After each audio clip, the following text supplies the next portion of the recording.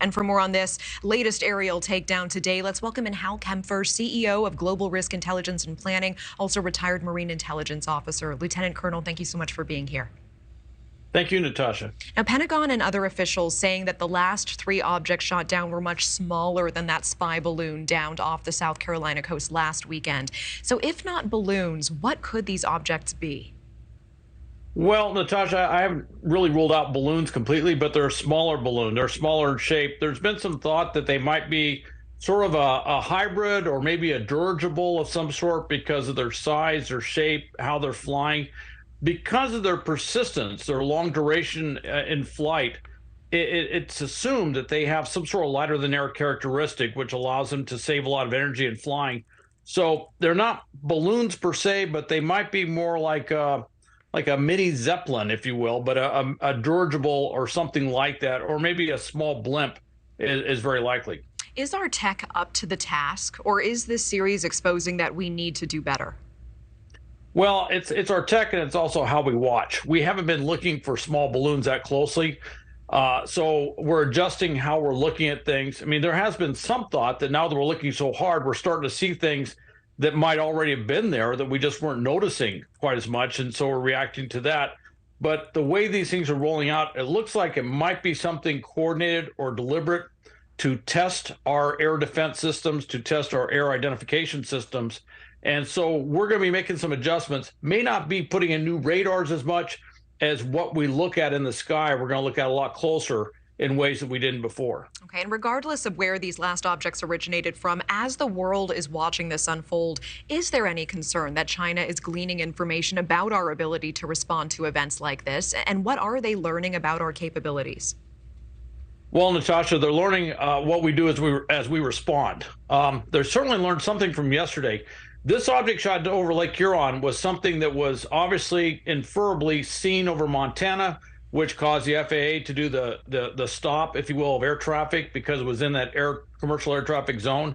But then they picked it up going over Wisconsin, Michigan, and of course they just took it down over Lake Huron. They're going to be looking at that. They're going to be saying, okay, are there gaps in our surveillance? Is there an ability or inability of them to maintain constant surveillance on these objects? And the Chinese have already said they want to dominate what's called near space, that area between about 60,000 and 300,000 feet above ground level. That's what they want to be able to control. And lighter than air aircraft, these balloons are ways that they can test that, and a way that they're thinking about dominating that particular part of the aerospace spectrum. What is the risk to us and our national security if China does end up dominating that space? Well, it'd be a huge risk. Of course, that's an area they can move in. We're North America. The good news is we have seas that surround us. The bad news is we got a lot of airspace around us and a lot of different ways that these things can come in. So as you're seeing here, we closely coordinate with the Canadian government over everything over North America and jointly respond like we did yesterday, shooting down with one of our aircraft over Canadian airspace. But the bad news is this is an immense amount of airspace. And these are not, what I would call strong radar signature aircraft that we're seeing fly over. So we're going to have to be looking a lot closer.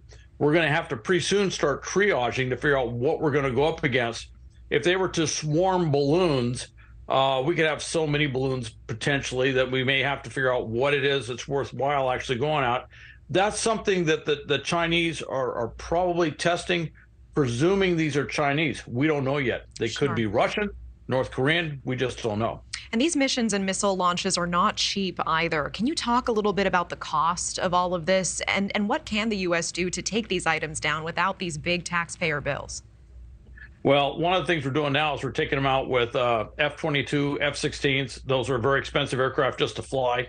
We're using AIM-9X Sidewinder missiles, very expensive, north of $250,000 a shot.